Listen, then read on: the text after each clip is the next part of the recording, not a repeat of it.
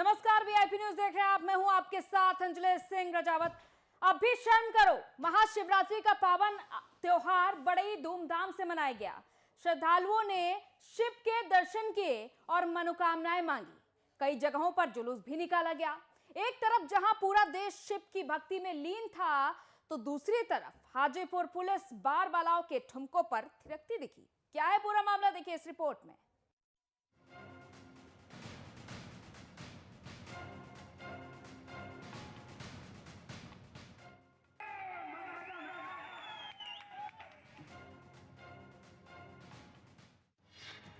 पावन अवसर पर बारबालाओं के ठुमके। पुलिस लाइन के अंदर बालाओं का नृत्य। डीजे के धुन पर डांस करते अधिकारी।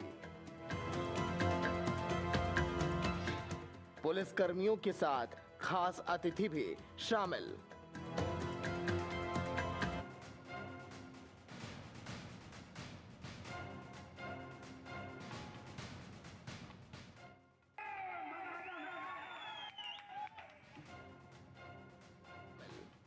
महाशिवरात्रि का पावन अवसर, ऐसे मौके पर आखिर बारबालाओं का क्या काम, वो भी पुलिस लाइन के अंदर।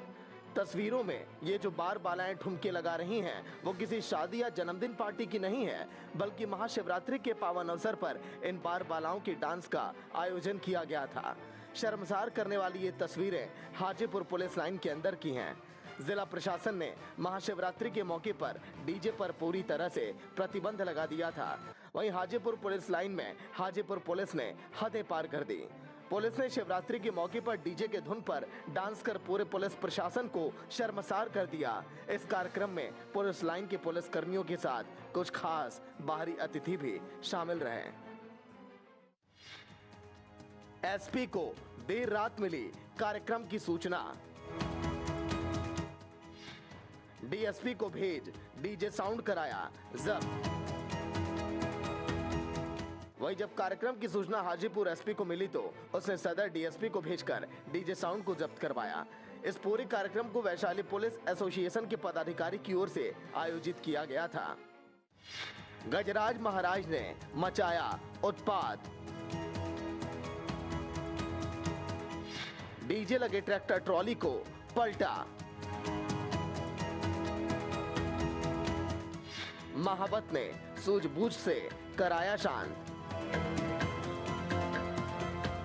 जहां डीजे और बैंड बाजे पर पूरी तरह से पाबंदी थी, फिर भी सिवान में एक ऐसी तस्वीर निकल कर आई जो कि अचंभे में डाल देती है। दरअसल सिवान में ट्रैक्टर ट्रॉली पर पूरी डीजे साउंड का सिस्टम सेट था और लोग उस पर काफी आनंद उठा रहे थे। तभी पधारे गजराज महाराज, जिन्होंने डीजे को बंद ही नहीं कराया, बल्कि उसे उलट पुलट कर तहलका मचा दिया। गजराज महाराज ने जमकर उत्पात मचाया। अंत में महावत ने काफी सूझबूझ के बाद गजराज महाराज को शांत कराया। महाशिवरात्रि के पावन अवसर पर ऐसे कार्यक्रमों का वीडियो वायरल होने के चलते पुलिस की काफी किरकिरी हो रही है।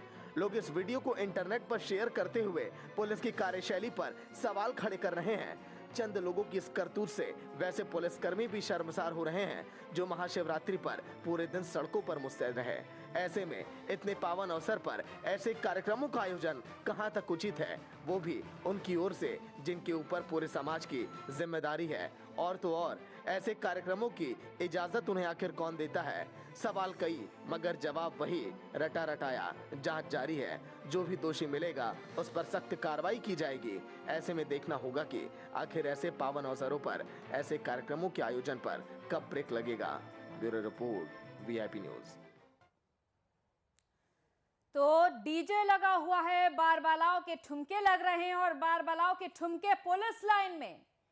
ये तो बिल्कुल सोने पे सुहागा हो गया। हमारे साथ वरिष्ठ संपादक मधुशील जी जुड़ चुके हैं। मधुशील जी, देखने को मिल रही हैं तस्वीरें, पुलिस लाइन में बारबालाओं के ठुमके लग रहे हैं, तो अब ऐसे में अपराध को नियंत्रण करने पर सवाल तो उठेंगे ही कि यहाँ पर पावन अवसर पर, महाशिवरात्रि का पावन अवसर है, ऐसे में बारबालाओं के ठुमके लग रहे हैं। देखिए अंजलि, ये बहुत ही शर्मनाक स्थिति है। बिहार में आए दिन जो इस तरह की घटनाएं हो रही हैं, और वो एक तरह से कह लीजिए कि सारी सीमाओं को मतलब लांघने वाली कोशिश अब हो रही है बिहार में, चाहे लॉ एंड ऑर्डर की स्थिति हो, जिसके ऊपर कानून की रक्षा का भार है, जिम्मेवारी है, जवाबदेही है। आप एक तरफ खुद ही घोषणा करती है बिहार पुलिस कि डीजे पर रोक है और अश्लील गानों पर किसी भी कार्यक्रम में अश्लील गाने नहीं बजाए जाएंगे, उन पर ठुमके नहीं लगाए जाएंगे, और खुद आप देखें कि पुलिस लाइन के परिसर में इस तरह की घटना हो रही है और वहाँ पुलिस के अधिकारी भी उपस्थित रहते हैं। आला अधिकारी का मतलब यह है कि सबसे बड़े अधिकारी डीजीपी नहीं मौजूद हैं, लेकिन केवल सिपाही ही उस कार्यक्रम का लुत्फ नहीं उठाते देखे गए, बल्कि एएसआई स्तर के, एसआई स्तर के, इंस्पेक्टर स्तर के, डीएसपी स्तर के अधिकारी भी वहाँ थे। और अगर इस मामले की जांच, जिसकी जांच करने की बात पुलिस कह रही है, जो उनका एक सरकारी बोलचाल का जो लैंग्वेज है, ऑफिशियल लैंग्वेज कह लीजिए उसको, तो अगर वो जांच ईमानदारी से होती है तो पता चलेगा कि इसमें और कौन से अधिकारी उसमें शामिल थे। क्योंकि बिना किसी बड़े अधिकारी की सह के, बिना किसी बड़े अधिकारी के इजाज़त के और बिना उसके संरक्षण के केवल पुलिस लाइन में रहने वाले सिपाही या थाना में रहने वाले सिपाही ये कुवत नहीं है कि वो इतने बड़े कार्यक्रम का आयोजन कर लें। और ऐसे अवसर पर, धार्मिक अवसर पर आप देख लीजिए कि जिस तरह से एक एक बड़ा त्यौहार धार्मिक और आस्था का है, हिंदू धर्म और आस्था का ये त्यौहार है महाशिवरात्रि, और जिस स्थिति में वहाँ पर ठुमके लगाए गए, जिससे एक प्रचलन बन गया है दुर्गा की प्रतिमा, माँ दुर्गा की प्रतिमा का विसर्जन करने के समय जो जाते हैं जुलूस के शकल में लोग, और जिस तरह से अश्लील गाने बजाते हैं, सरस्वती की प्रतिमा के साथ जब जुलूस की शकल में लोग जाते हैं विसर्जित करने के लिए प्रतिमा को, तब जिस तरह से, उसी तरह से महाधिदेव जो देवताओं के देव हैं, महादेव हैं, उनके उस पावन पर्व पर भी इस तरह से बिहार की पुलिस बाज नहीं आई। अगर यही मामला, मतलब मेरा ये कहने का मतलब कतई नहीं है कि मैं इस पर कोई किसी एक उसका पक्ष ले रहा हूँ, बल्कि हिंदू इतने सहिष्णु है कि आप इनके धार्मिक भावना को चाहे जितना ठेस पहुँचा लें, वो कुछ बोलते नहीं। अगर ये किसी दूसरे धर्म के आयोजन पर कोई धार्मिक आयोजन होता और उसमें अगर आप इस तरह की हरकत करते तो आज पूरा बिहार सुलग रहा होता। तो ये विडंबना है बिहार पुलिस की कि काम कुछ भी वो कर लेते हैं। और आज देख लीजिए तमाम संगठन जो हैं, क्योंकि सरकार भारतीय जनता पार्टी के नेतृत्व में जो एनडीए का गठबंधन है, नीतीश कुमार के नेतृत्व में जदयू के वो नेता हैं और उनके उस पर चल रही है, भारतीय जनता पार्टी का साथ है, इसलिए हिंदूवादी संगठन भी मौन है। लेकिन मधुर जी, यहाँ पर हिंदूवादी संगठन का बोलना कितना उचित है, क्योंकि यहाँ पर पुलिस लाइन में देखिए बारबलाओं के ठुमके लग रहे हैं, क्योंकि पुलिस को जिम्मेदारी दी गई है कि आप शहर में कानून व्यवस्था को, वहां की स्थिति को सुनिश्चित करिए कि सब कुछ ठीक तरीके से चल रहा है। एक तरफ शहर में डीजे बज रहा है, उसको हाथी आकर के पलटा रहे हैं, दूसरी तरफ पुलिस लाइन के अंदर जहां पर सिर्फ और सिर्फ पुलिस मौजूद है, वहां पर बारबालाएं मौजूद हैं। तो अब ऐसे में सवाल उठेगा, अब ऐसे में हिंदू संगठन कैसे आवाज उठा सकते हैं? क्योंकि अगर हिंदू संगठन आवाज उठाएंगे तो फिर मामला कुछ और ही मुद्दों में तब्दील हो जाएगा। मेरा मतलब ये नहीं, मेरा मतलब ये है कि जिस तरह से इस तरह की घटना लगातार हो रही है, विश्वकर्मा पूजा के दिन आप देखिए कई थाना में इसी तरह की घटना हुई, डीजे पर अश्लील नृत्य कराए गए, बारबालाओं को नचवाया गया, फिर रिपीट हो रही है लगातार इस तरह की घटनाएं। अब महाशिवरात्रि के अवसर पर, जबकि आपको शहर में कानून व्यवस्था की स्थिति को सुदृढ़ करना है, कई पड़ोसी राज्यों में चुनाव हो रहे, पश्चिम बंगाल में चुनाव की स्थिति है, और ऐसे में सुरक्षा व्यवस्था बढ़ाई जाती है और तमाम तरह के अलर्ट जारी किए जाते हैं, लेकिन बिहार सरकार पता नहीं उसके कान पे जू नहीं रेंगती, और ऐसे संवेदनशील जब समय होते हैं, जब ऐसे मौके होते हैं, तब वो अपनी आनंद और जो कह लीजिए कि मनोरंजन के लिए इस तरह के संसाधन जुटा कर लाते हैं जो विवादों में खुद से गिर जाते हैं। और अगर शहर में अमन चैन कायम करने की जवाबदेही आपकी है, आप दूसरे आम आदमी को आप डीजे पर डांस करने के लिए रोक रहे हैं, कानून का पाठ पढ़ा रहे हैं, लेकिन दूसरी तरफ आप खुद पुलिस लाइन के परिसर में बारबालाओं के साथ महाशिवरात्रि के अवसर पर, क्योंकि उसी परिसर में मंदिर भी है, उस परिसर में आपने देखा होगा कि शिव मंदिर भी है, और उस शिवरात्रि के आयोजन के बहाने आप बारबालाओं का डांस करा रहे हैं, अश्लील डांस कर रहे हैं, और उसमें सारे पुलिसकर्मी क्या अधिकारी और क्या संतरी, क्या वो तमाम लोग जो हैं उसमें मशगूल हैं, नृत्य कर रहे हैं, नाच रहे हैं। तो ये आप मैसेज क्या देना चाहते हैं आम आदमी को? क्या कानून का दोहरा मानदंड है बिहार में? पुलिस वालों के लिए अलग से मानदंड, मतलब जो कानून इम्प्लीमेंट कराना है, जो कानून को पालन करवाना है आपको, उस कानून को खुद ही आप तोड़ रहे हैं। या एक शिष्टाचार के नाते भी कह लीजिए कि महाशिवरात्रि जैसे बिल्कुल धार्मिक मधुर महत्व जी, वाले त्योहार। और विपक्ष का क्या कहना है इस पूरे मामले में, ये भी सुन लेते हैं। आरजेडी प्रवक्ता शक्ति सिंह जी हमारे साथ जुड़ चुके हैं। शक्ति जी, स्वागत है आपका वीआईपी न्यूज में। आपका भी आपका। शक्ति जी, ये इस तरह का आयोजन हुआ है महाशिवरात्रि के पर्व पर, बार बालाओं के ठुमके लग रहे हैं पुलिस लाइन में, इसको लेकर के आपका क्या कहना है? देखिए, महाशिवरात्रि के अवसर पर सांस्कृतिक कार्यक्रम होते हैं, पर बार बालाओं का कोई ठुमका लगे तो ये दोहरा मापदंड नहीं है। एक तरफ दूसरी तरफ जब मामला आता है संज्ञान में तो कार्रवाई की बात करती है। शासन जो है शासन अगर इसमें मशगूल है तो स्वाभाविक तौर पर आप कह सकते हैं कि सरकार के कानूनों की इसी तरह से धज्जियां सरकार के लोग ही उड़ाते हैं जो बैठे हैं सरकार शासन में। तो पूरे तौर पर ये कह सकते हैं कि जो भी हाजीपुर का जो वैशाली का जो घटना खुल करके आया है, ये गिरती शासन व्यवस्था का एक नमूना है। अब आप ही सरकार हो, आप ही मानक तय करते हो और आप ही फिर इस कानून को तोड़ते हो। सांस्कृतिक कार्यक्रम होते हैं, धार्मिक अनुष्ठान होते हैं, वो अलग विषय है। तो धार्मिक अनुष्ठान के नाम पर बार बालाओं का डांस वीडियो आया है सामने, ये हम अपने दर्शकों को भी दिखा रहे हैं और लगातार इससे साफ जाहिर हो रहा है इस वीडियो में किस तरीके से अश्लीलता फैल रही है इस वीडियो के जरिए। क्या ये और लोगों तक नहीं पहुंचागा वीडियो, या फिर वहां पर जितने लोग मौजूद थे, क्योंकि तमाम लोग पुलिस अधिकारी से लेकर जितने भी पुलिसकर्मी हैं सभी मौजूद थे, क्या किसी ने सरकार तक बात नहीं पहुंचाई होगी या फिर ऊपरी अधिकारियों तक बात नहीं पहुंचाई होगी? तुरंत कार्रवाई करनी चाहिए, लेकिन जब वीडियो वायरल हुआ, जब खबर मीडिया में फैली, तब जाकर कार्रवाई की जाती है। देखिए, शासन के लोग जब कानून तोड़ेंगे तो जब तक मीडिया इन चीजों को दिखाएगी नहीं तब तक सरकार के कान तक जू नहीं देखती है। ये बात स्पष्ट तौर पे मान लेनी चाहिए कि कार्रवाई किस तरह की, शासन में बैठे लोग को हर कानून तोड़ने की इजाजत है क्या? कोई भी बैठा हुआ लोग, अब बताइए एसपी रैंक का अधिकारी उसमें मौजूद है और फिर भी इस तरह की बार बालाओं के डांस पे ठुमके अगर लग रहे हैं तो फिर बच क्या जाता है? फिर ये कौन सी संस्कृति है, ये कौन सी सभ्यता है, ये कौन सी धार्मिक अनुष्ठान है? ये कहीं न कहीं इसकी आड़ में ये जो है धर्म के नाम पर ये अश्लीलता का प्रदर्शन है। बिल्कुल, बहुत बहुत शुक्रिया शक्ति जी तमाम बातचीत के लिए। तो बिल्कुल जिस तरीके से अश्लीलता फैल रही है, जिनके हाथ में कानून है, जिनको स्थिति को सुधारना है, जिनको तमाम जिम्मेदारी दी गई है, वही अपनी खाकी की गरिमा को ताक पर रख रहे हैं मधुर जी। और ऐसे में विपक्ष आवाज उठाए भी तो कैसे ना उठाए, क्योंकि सत्ता पक्ष का यही कहना है कि विपक्ष हमेशा मुद्दों को लेकर के आवाज उठाए सिर्फ राजनीति चमकाने के लिए। देखिए, विपक्ष की जो भूमिका है, विपक्ष अपनी भूमिका को निभा रहा है बखूबी, और उसको अगर सत्ता पक्ष के लोगों को ये लग रहा है कि वो राजनीति चमका रहे हैं, तो आप इस तरह की हरकतों पर बाज आए। आपका तंत्र जो है, पुलिस का तंत्र हो या चाहे दूसरा जो तंत्र है, आप मौका उनको अगर बोलने के लिए अगर आप दे रहे हैं, उस चीज़ को आप रोक नहीं पा रहे हैं।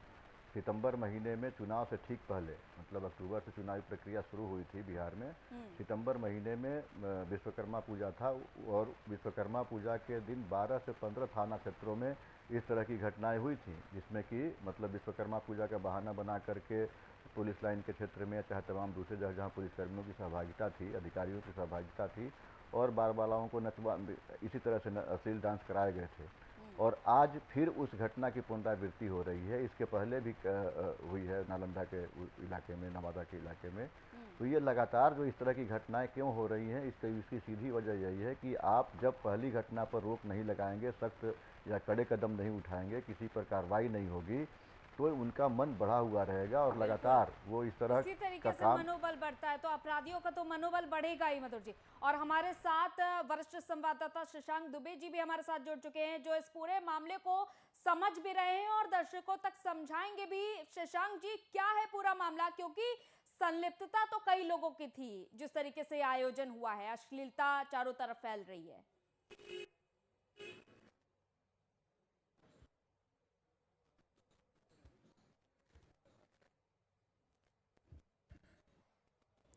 देखिए, कि मधुशील जी ने बताया कि बिहार में जो पुलिस लाइन है या तमाम ऐसे ऑर्केस्ट्रा प्रोग्राम जो किसी पूजा के नाम पे होते हैं, धार्मिक आयोजन के नाम पे होते हैं, शुरू वो जागरण से होता है, लेकिन देर रात आते आते वो कहीं ना कहीं अश्लील हो जाता है।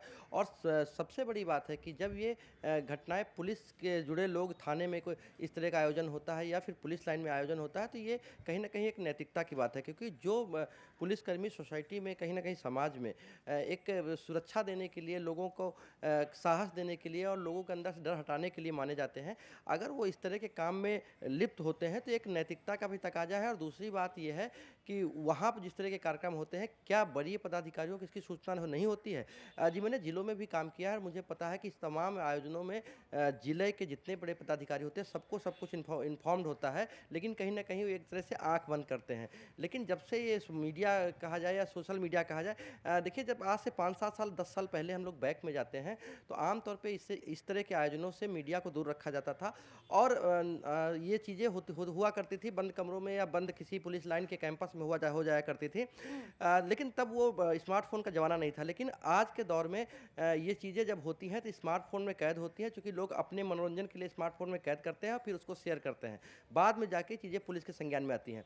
तो अंजलि, कहने का मतलब है कि बिहार में या कहीं भी इस तरह के आयोजन होना, चाहे वो पुलिस लाइन के अंदर हो, चाहे थानों में हो, या किसी भी पूजा के नाम पर सामाजिक कार्यक्रम हो और उसमें थानेदार ना पहुंचा हो, ये तमाम होती रही हैं। लेकिन सबसे बड़ी बात है कि अब बातें पब्लिक डोमेन में आ जाती हैं और कहीं ना कहीं जब बातें पब्लिक के डोमेन में आ जाती हैं तो सरकार को भी अधिकारियों पर इस पर नजर रखनी चाहिए। लेकिन जैसा मधुशील जी ने कहा कि बिल्कुल इन आयोजनों पर नजर रखनी चाहिए। दूसरी तरफ डीजे को एक हाथी ने पलट दिया।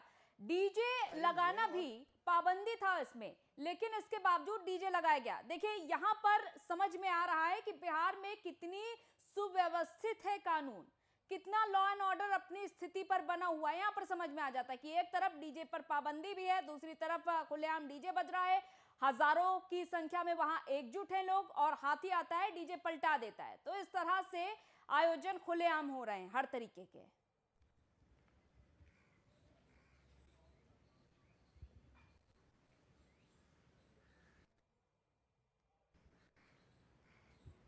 देखिए, 3 साल पहले, साढ़े 3 साल पहले की बात है, जब पटना हाई कोर्ट ने कड़ाई कर दी थी और उन्होंने कहा था कि रात के 10 बजे के बाद, चाहे वो शादी हो, पार्टी हो, बर्थडे हो या किसी प्रकार के आयोजन में जो साउंड बॉक्स होता है, डीजे होता है, उसका इस्तेमाल नहीं होगा। और पटना में कुछ दिन उसको कड़ाई से लागू भी किया गया है। लेकिन और सबसे बड़ी बात है कि उसका एक समय सीमा तय थी और समय सीमा में एक साउंड लिमिट तय थी कि इतने डेसिबल से ऊपर आप नहीं जा सकते हैं। लेकिन धीरे धीरे ये चीज़ें फिर लुप्त होती गई और अब तो ऐसा है कि थाने के अंदर और पुलिस लाइन के अंदर अगर डीजे बजेगा तो बाहरी लोगों को पुलिस कैसे रोक पाएगी। तो कहीं ना कहीं जो हाई कोर्ट के गाइडलाइंस हैं या जो नियम बने हुए हैं, ध्वनि प्रदूषण को लेकर नियम बने हुए हैं, उन तमाम नियमों का भी वायलेशन होता है। क्योंकि रात में जब डीजे बजेगा, तेज आवाज में डीजे बजाएगा, तो अगल बगल के लोग डिस्टर्ब भी होंगे और इससे ध्वनि प्रदूषण भी होता है। तो ध्वनि प्रदूषण को लेकर हाई कोर्ट के भी निर्देश है, सुप्रीम कोर्ट के भी गाइडलाइन है। और सबसे बड़ी बात है कि जब जिन लोगों को इसका इन्फोर्समेंट कराना है, लागू करवाना है, वही लोग जब इस तरह का काम करेंगे तो समाज में एक गलत मैसेज भी जाता है।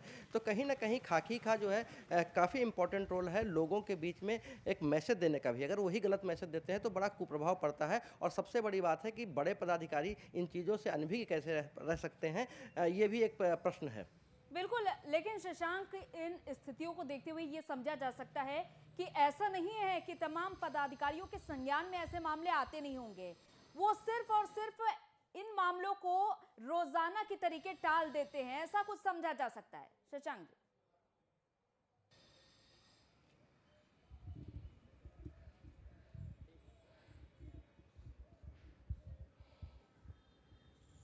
जी बिल्कुल, क्योंकि देखिए, मैंने आपसे पहले कहा, जब ये इन कार्यक्रमों का आयोजन किया है, मैंने लंबे समय तक जिलों में काम किया है एक पत्रकार के रूप में, तो इन कार्यक्रमों का आयोजन कोई अश्लील डांस बता के या फूहड़ डांस बता के आयोजन नहीं होता है। दरअसल ये धार्मिक कार्यक्रमों के नाम पे कार्यक्रम का आयोजन किया जाता है और पदाधिकारियों की परमिशन भी धार्मिक कार्यक्रमों के नाम पर ही ज़्यादातर मिलती है।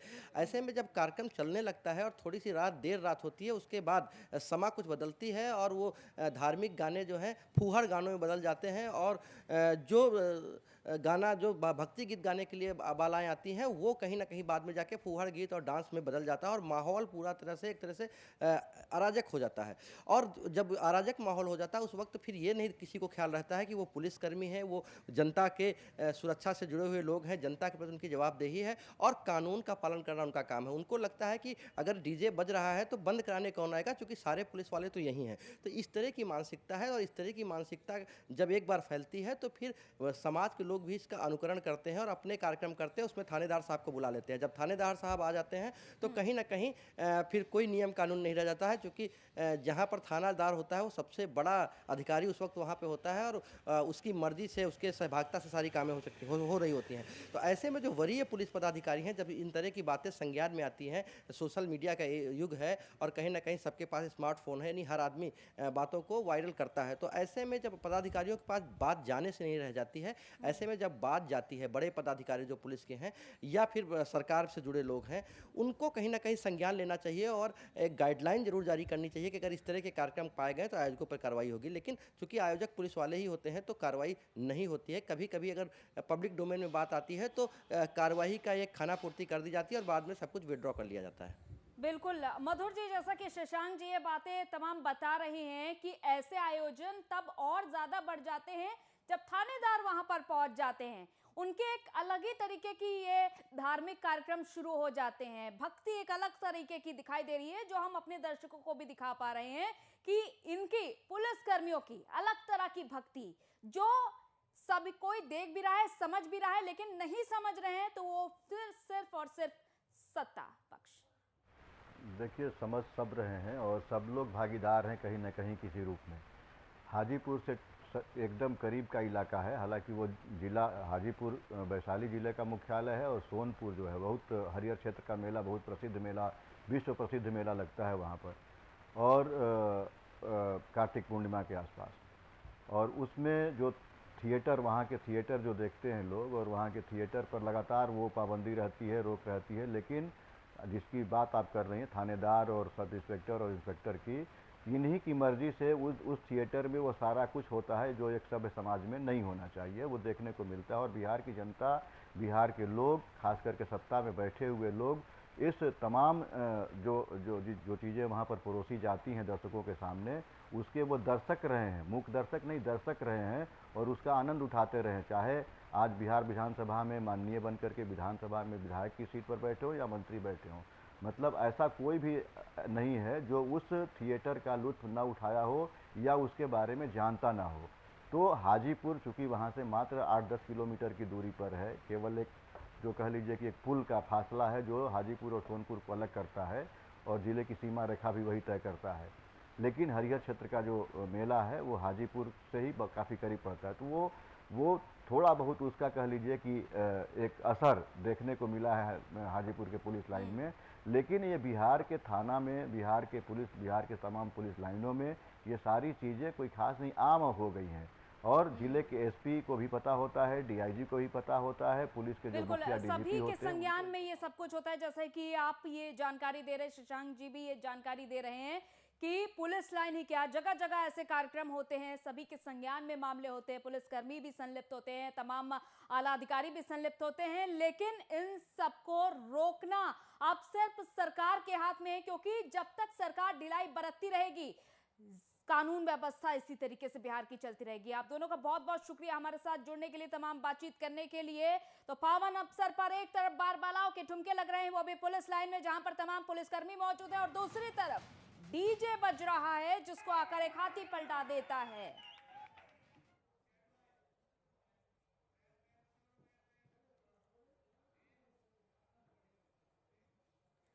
तो हम बार बार यही कह रहे हैं कि अब भी शर्म करो, बहुत ज्यादा हो गया है। लेकिन इस बीच हम आपको बड़ी खबर बता रहे हैं, रांची से बड़ी खबर। बंगाल चुनाव पर जेएमएम का बड़ा फैसला आया है। रांची से बड़ी खबर, बंगाल चुनाव पर जेएमएम का बड़ा फैसला। बंगाल चुनाव में जेएमएम नहीं उतारेगी अपने उम्मीदवार। तो अभी तक जेएमएम की ओर से जहां दावेदारी पेश की जा रही थी, लेकिन अब ये बड़ा फैसला जेएमएम की तरफ से सीएम ममता बनर्जी के आग्रह पर यह बड़ा फैसला लिया गया है कि अब जेएमएम अपने उम्मीदवार बंगाल चुनाव में नहीं उतारने वाली है। सीएम ममता बनर्जी के आदेश के बाद ये फैसला। संवाददाता अभिनव कुमार हमारे साथ इस खबर पर जुड़ चुके हैं। अभिनव, क्या कुछ जानकारी? बंगाल चुनाव में जेएमएम अपने प्रत्याशी नहीं उतारने वाली है। बंगाल चुनाव को लेकर जो है सभी पार्टियां, अगर हम क्षेत्रीय पार्टी की बात कर ले या नेशनल पार्टी की बात कर ले, वो बिल्कुल तैयारियों में जुट गई थी और आप देखेंगे कि इसका असर भी देखने को मिल रहा था। चूंकि कई पार्टियां जो झारखंड से भी ताल्लुकात है, चूंकि बंगाल और झारखंड कह सकते हैं कई सीमावर्ती इलाके हैं जहां पर जेएमएम को चुनाव लड़ना था और कई और पार्टियां हैं उनको भी चुनाव लड़ना था। अब देखेंगे कि बंगाल को लेकर कई पार्टियां सक्रिय भी नजर आती है और बीजेपी हो, कई और अन्य पार्टियां हैं लगातार वहां पर जो है अपना रैली कर रही है। अब चूंकि जेएमएम ने पहले ही ये तय किया था और झारग्राम से इसकी शुरुआत हुई थी 28 जनवरी को कि कई सीटों पर उनको चुनाव लड़ना था और कई जो नेता है जेएमएम के वहां पर दौरा भी कर रहे थे और अपना प्लानिंग कर रहे थे कि कैसे सीटों पर चुनाव लड़ा जाए, कितने सीटों पर चुनाव लड़ा जाए, कौन कौन से प्रत्याशियों की सारी प्लानिंग कर रहे थे। चूंकि आप देखेंगे कि बंगाल और झारखंड सटा हुआ इलाका है, कई आदिवासी सीट है जहाँ पर आदिवासी इलाका माना जाता है, तो ऐसे में जेएमएम की सक्रियता वहां पर देखने को मिल रही थी। लेकिन अब जो इन्फॉर्मेशन आ रही है कि जेएमएम और टीएमसी, जेएमएम टीएमसी को समर्थन करेगी। चूंकि बातें सामने निकल के आ रही थी कि वहां पर कहीं ना कहीं कह सकते हैं जिस तरीके से शरद पवार भी यहाँ पर आए थे और उनका कहना था कि ममता बनर्जी को झुकाया जा रहा है, तो ऐसे में विपक्ष को मजबूत होना जरूरी है। और शरद पवार जो एनसीपी के लीडर हैं उन्होंने भी समर्थन की बातें कही थी। और अब जो खबरें आ रही है कि ममता बनर्जी ने फोन करके इन्फॉर्मेशन दिया था कि आप हमारे साथ चुनाव लड़े, तो शायद वही उसी का नतीजा है कि अब जेएमएम जो है टीएमसी का समर्थन करेगी और जेएमएम टीएमसी के समर्थन करके ही सारी चीजों का प्रोसीजर होगा। जी चलिए, बहुत बहुत शुक्रिया अभिनव तमाम जानकारी के लिए। तो ये बड़ा फैसला बंगाल चुनाव पर सीएम ममता बनर्जी के आदेश के बाद लिया गया है कि अब जेएमएम अपने उम्मीदवार नहीं उतारने